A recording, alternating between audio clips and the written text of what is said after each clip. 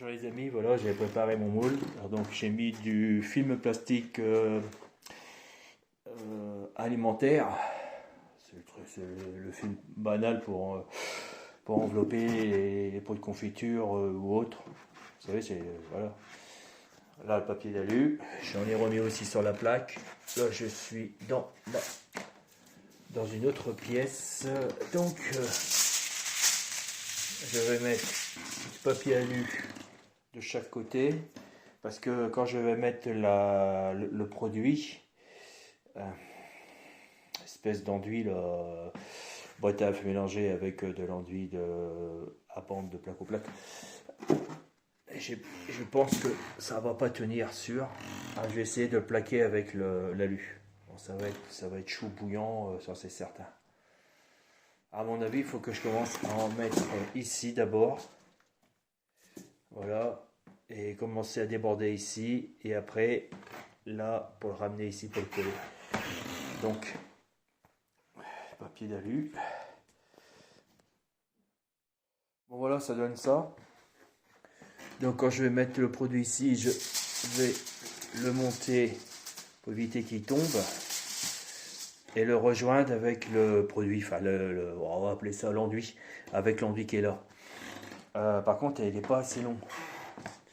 Ça va donner ça. Il va en manquer un morceau ici. Alors, soit je le ferai en 2 fois, et si c'est échec, c'est la galère, bah, je vais essayer de mettre un maximum, faire un truc ici à peu près, jusque là l'enduit, et puis terminer le reste après ici. Donc faire un moulage en 3 fois. Je préfère faire une fois, mais bon, je vais me dépêcher. Bon, là, j'ai commencé. Je vous le cache pas, je suis nerveux, je suis un peu trop speed, j'ai peur de rater mon œuvre. C'est pas évident. Faut que je me calme un peu, faut que j'y aille doucement. Voilà, restons cool. Bon, il n'y en aura pas assez, ça c'est sûr. Il me manquerait peut-être un tout petit peu. Voilà. Donc j'ai commencé le dessus, ouais, c'était la bonne solution. Puis après je ferai sur le côté, mais il faut que j'y aille doucement, ça bouge, ça bouge. C'est un peu trop flexible le moule. J'aurais dû le raidir un peu plus.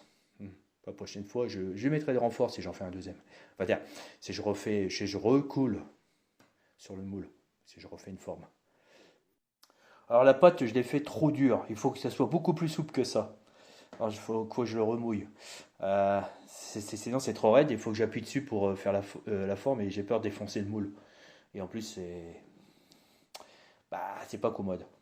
Faut vraiment que je l'assouplis. Il faut que j'y remette de l'eau pour être un peu plus flexible, mais pas liquide. Effectivement, on en apprend de ses erreurs. Voilà, donc il aurait fallu quand même que je descende de polystyrène jusqu'en bas, parce qu'il a tendance à partir par là, puis à s'affaisser ici. Bon, là maintenant il est un peu plus stable. Bon, je peux continuer. Il faudra que je refasse du mélange. Bah, alors, je vais essayer de peaufiner un petit peu, pas trop, et faire attention qu'il n'y ait pas des trucs trop fins. Ça risque de casser. Bon, j'ai viré les cartons parce qu'il y a une face lisse et ça a tendance à glisser. Là, ça doit être un peu plus. Voilà, c'est mieux. Bon, les cartons, c'est pas une bonne idée. Alors, j'ai pris du cajot. Tout simplement, j'ai pulvérisé. C'est beaucoup mieux. J'en ai refait un autre mélange. Bon, apparemment, ça tient sur les côtés. Je pensais être embêté, mais non, ça va.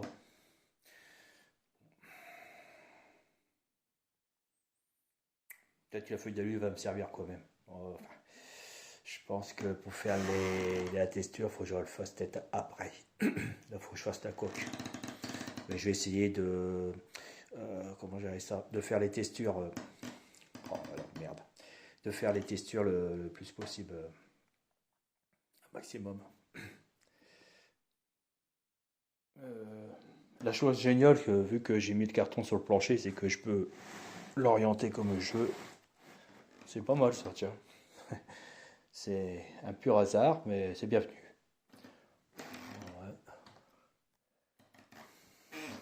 Ouais, je vais essayer de faire des formes comme ça, de retravailler, mais pour l'instant je vais l'étaler. Est-ce que je dois le retravailler d'ici 2-3 heures?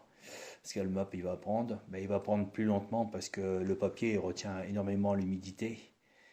Il aurait fallu le faire sécher à côté un radiateur ou une pièce plus chaude. Moi j'ai un insert à bois, c'est pas si mal. Écoutez, ça tient parfaitement. Je suis étonné. Encore une faiblesse ici, il aurait fallu que vraiment je mette un renfort ici, c'est-à-dire que j'aurais dû descendre le plus bas possible. Et il me semble que j'aurais dû mettre encore un polystyrène au milieu, parce qu'elle a tendance un peu à s'affaisser. Bon, enfin, ça donne une forme, on va tu diras, mais bon, ça tient.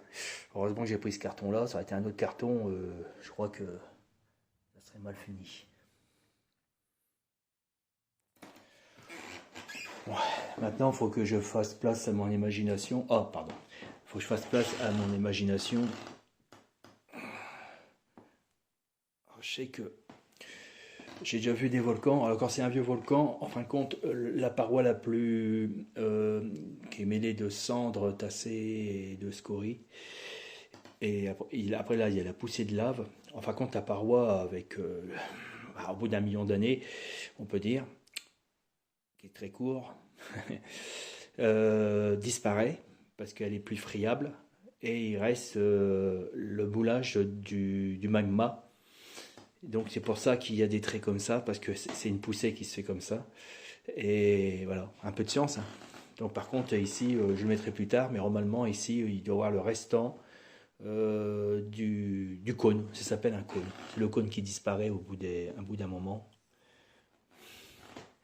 J'ai déjà vu ça, j'étais en voyage et j'ai vu que ça faisait ça. On aurait dit des piliers. Bon là c'est un gros pilier. Hein. Sinon, j'ai vu des piliers qui faisaient entre 1 mètre et 2 mètres de circonférence. Et on a dans les photos en Irlande aussi. Alors, il tient bien alors. Ici, ça tient bien. Alors, par contre,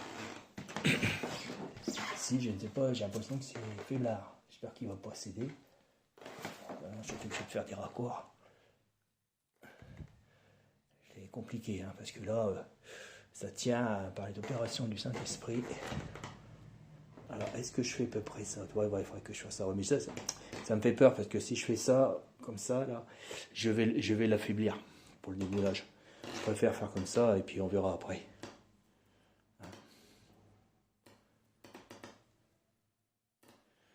Voilà.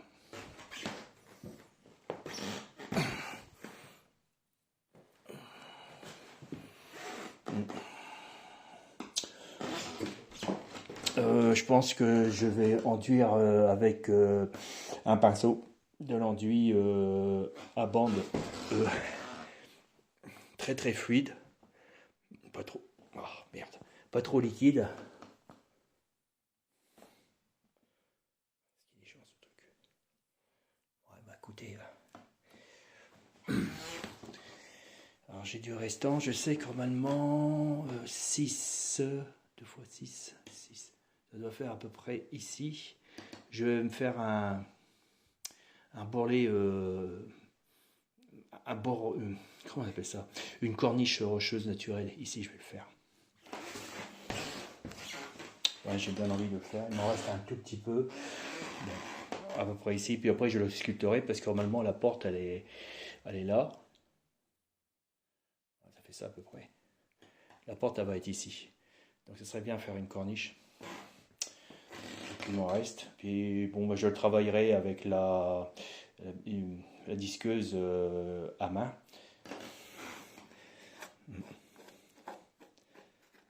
Alors, bon, on va fignoler.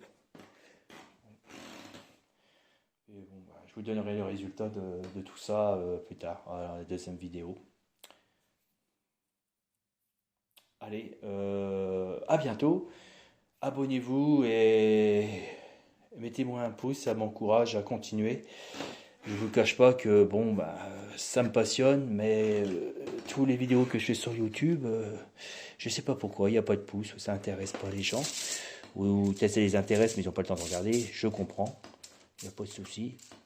Voilà.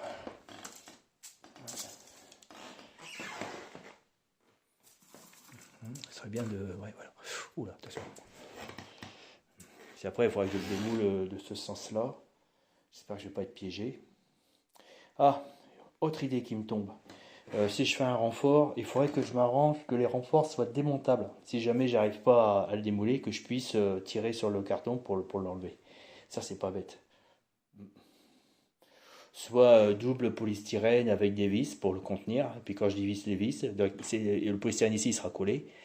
Là il sera collé quoi. Et peut-être en deux fois pour que ça soit un peu plus souple.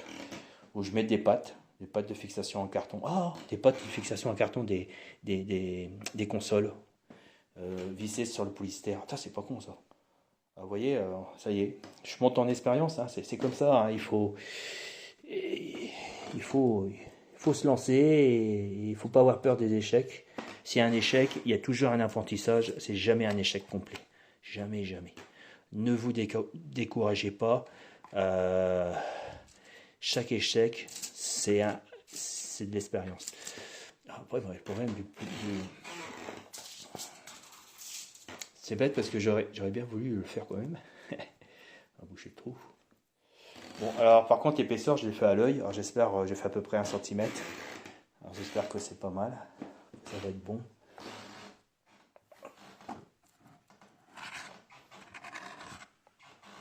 Ah, voilà, un trou là. Hop. Voilà.